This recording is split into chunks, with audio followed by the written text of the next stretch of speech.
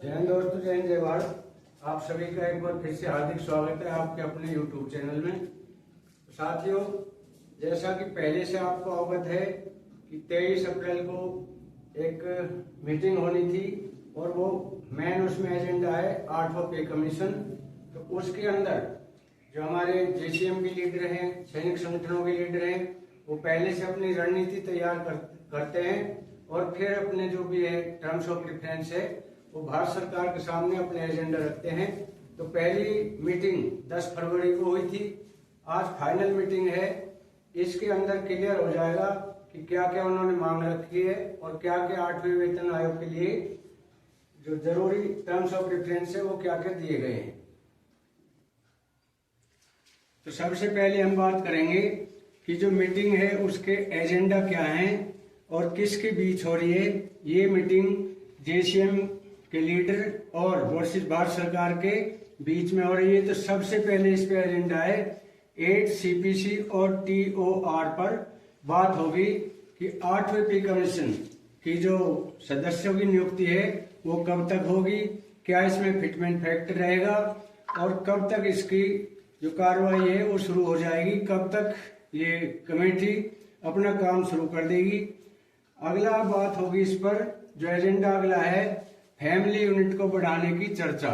यानी जो family unit है वो अब तक 3 की कर रखी थी, उससे बढ़ाकर 5 की मांग की जाए। मतलब जो 3 फैमिली यूनिट है, फैमिली में 3 मेंबरों को लिया जा रहा था, तो अब महंगाई बहुत ज्यादा है, उनकी आवश्यकताओं को देखते हुए, उनके परिवार की जरूरतों को देखते हुए फैमिली यूनिट को 3 से बढ़ाकर 5 की मांग रखी गई है।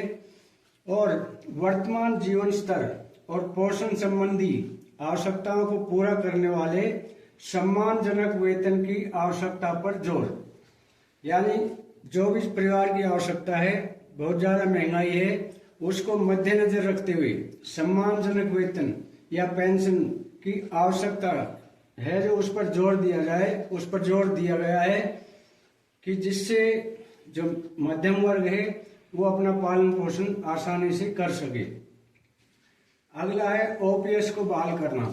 साथ ही में अहम मुद्दा है, उन्होंने कहा कि हमें UPS नहीं चाहिए, UPS के बदले हमें OPS बहाल होनी चाहिए और सभी जो सेंट्रल गवर्नमेंट एम्प्लॉयज है उनको UPS की जगह OPS मिलनी चाहिए। यानी पुरानी जो पेंशन योजना है उसका लाभ मिलना चाहिए, UPS हमें नहीं चाहिए।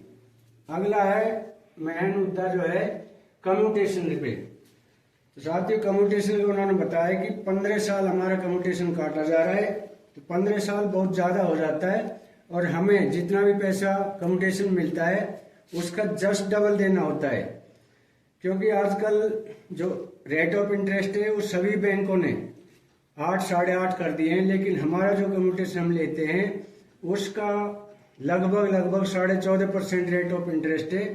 तो मानो हमने 5 लाख रुपए लिए हैं तो उसका हमें 15 साल के अंदर 12.5 लाख रुपए देना होता है। ये बहुत ज्यादा है। तो इसकी मांग बहुत दिनों से है कि ये जो 15 साल तक हमारा काटा जाता है वो 15 साल से घटाकर 12 साल किया जाए। यानी कम्यूटेशन 12 साल से ज्यादा नहीं काटा जाना चाहिए। अगला जो एजेंडा है पेंशन पे, कि पेंशन प्रत्येक वर्ष में बढ़ाने के लिए संसदीय स्थायी समिति की सिफारिशें तय करने पर चर्चा। जी हाँ साथियों, जैसे कि 10 साल में पेंशन और वेतन संशोधन होते हैं, तो आर्मी वालों के तो 5 साल में हो रहे हैं जो 1 रैंक 1 पेंशन, लेकिन अब की बार वो भी नहीं हुआ है क्योंकि प्रीमेचर वाले अलग कर दिए हैं। तो उन्होंने कहा है कि जो हमारे 10 साल में होता है वो सभी कर्मचारियों को 5 साल में पेंशन बढ़ाने के लिए एक संसदीय स्थायी समिति की सिफारिश तय करने पर चर्चा की जाए। अगला है FMA फिक्स मेडिकल अलाउंस, यानी 1000 रुपए से बढ़ाकर 3000 रुपए कम से कम किए जाएं। साथियों, उन्होंने ये रखा है कि 1000 रुपए कुछ भी नहीं है। 1000 रुपए की आज के टाइम में कोई वैल्यू नहीं है। यदि हमें सर्दी जुकाम हो गया तो 1000 रुपए लग जाते हैं। तो ये फिक्स मेडिकल अलाउंस आज महंगाई को देखते हुए ये 20 साल पुराना रखा हुआ है, इसमें कोई चेंजिंग नहीं किया गया है। तो उन्होंने कहा कि 1000 से बढ़ाकर ये मिनिमम 3000 रुपए किया जाए। अगला उनका एजेंडा है जोखिम भत्ते में बढ़ोतरी की आवश्यकता। जो जोखिम भत्ता है वो चाहे रेलवे में है, आर्मी में है, सेंट्रल गवर्नमेंट कर्मचारियों का है, उन भत्तों में बढ़ोतरी की जरूरत है। जैसा कि स्टेट गवर्नमेंट 10 गुना ये भत्ते बढ़ा चुकी है, लेकिन सेंट्रल गवर्नमेंट में पिछले कई दशक से वो फिक्स किया हुआ है। तो इसको जरूर इस महंगाई भत्ते की तरफ ध्यान दिया जाए और ये बढ़ाया जाए। अगला है 50% डीए बेसिक में मर्ज। 50% जो अभी हमारे डीए है वो बेसिक में मर्ज किया जाए। इस पर बहुत जोर दिया है कि अभी पहले जो छठे वेतन आयोग में, सातवें वेतन आयोग में था, तो 50% जो डीए है वो बेसिक में मर्ज किया था, उससे उन्हें हेल्प मिल गई थी। तो जब तक हमारा पे कमीशन लागू ना हो तब तक हमारा 50% जो डीए है वो बेसिक में मर्ज किया जाए। अगला है पे लेवल मर्ज।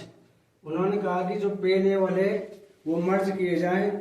जैसे पे लेवल 1 2 में मर्ज किया जाए, 2 को 3 में मर्ज किया जाए और 3 को 4 में मर्ज किया जाए।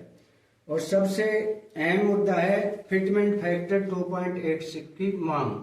यानी उन्होंने कहा है कि फिटमेंट फैक्टर 2.86 से कम हमें बिल्कुल नहीं चाहिए, 2.86 ही होना चाहिए, वही हमारा बनता है।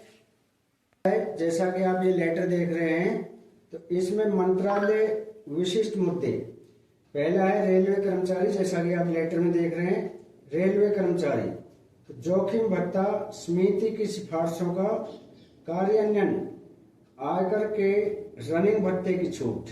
दूसरा है रक्षा कर्मचारी। रक्षा कर्मचारियों के लिए क्या है, जोखिम भत्ते पर सिफारिशों को अंतिम रूप देने में रक्षा मंत्रालय की देरी पर चिंता व्यक्त की गई।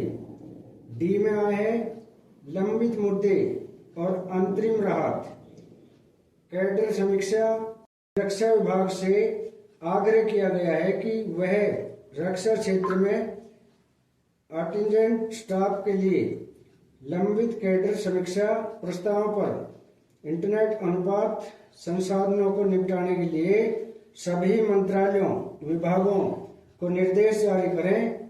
8वीं की सिफारिश से 8वां जो पॉइंट है 8वीं सीपीसी, मतलब 8वीं सीपीसी के बहाने इन मुद्दों को और अधिक विलंबित नहीं किया जाना चाहिए। अगला पॉइंट है डीए/डीआर और अंतरिम राहत का विलय। सभी लाभों के लिए 50% डीए/डीआर के विलय की मांग की। अगला है कर्मचारियों और पेंशन भोगियों द्वारा दोनों को अंतरिम राहत प्रदान करने की आह्वान किया गया। अगला जैसा आप देख रहे हैं, ये लेटर आपके सामने है कि कर्मचारी पक्ष द्वारा चर्चा किए गए प्रमुख मुद्दे। 8 सीपीसी के लिए संदर्भ की शर्तें, त्योहार में लचीलापन।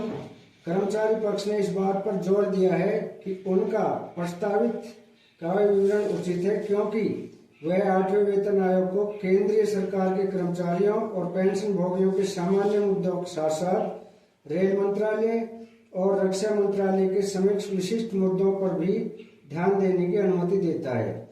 इन मंत्रालयों में जोखिमपूर्ण कार्य स्थितियों और कर्मचारियों की अवसर होने वाली आकस्मिक मुद्दों पर प्रकाश डाला गया। न्यूनतम मजदूरी गणना, माता पिता और वरिष्ठ नागरिकों के भरण पोषण और कल्याण के लिए अधिनियम 2022 के तहत माता पिता की देखभाल के लिए बच्चों की कानूनी जिम्मेदारी को ध्यान में रखते हुए 5 सदस्यीय परिवार इकाई 3 के बजाय की वकालत की गई। यानी जो फैमिली यूनिट है वो 3 से बढ़ाकर 5 की वकालत की गई। अगला वर्तमान जीवन स्तर और घोषणा, पोषण संबंधित आवश्यकताओं को प्रतिबंधित करने के लिए सभ्य और सम्मानजनक जीवन वेतन की आवश्यकता पर बल दिया गया। पेंशन संबंधी मांगे क्या क्या है वो देखें। गैर अंशदायी पुरानी पेंशन योजना ओपीएस की बहाली, 12 वर्षों बाद पेंशन में परिवर्तन हिस्से की बहाली, प्रत्येक 5 वर्ष में पेंशन बढ़ाने के लिए संसदीय स्थायी समिति की सिफारिशों का कार्यान्वयन। अगला निश्चित चिकित्सा भत्ता एफएमएस बढ़ाकर 3000 रुपये प्रति माह किया गया। सीजीएचएस के संबंधित मुद्दों को समाधान, यानी जो सीजीएचएस में लंबित मुद्दे हैं उनका निपटारा किया जाए, समाधान किया जाए। और अगला है जीडीएस और चुनाव आयोग के कर्मचारियों को शामिल करना। डाक विभाग के ग्रामीण डाक सेवकों, जीडीएस और चुनाव आयोग के कर्मचारियों को 8वें वेतन आयोग के शर्तों में शामिल करने का अनुरोध किया गया है। महत्वपूर्ण जानकारी।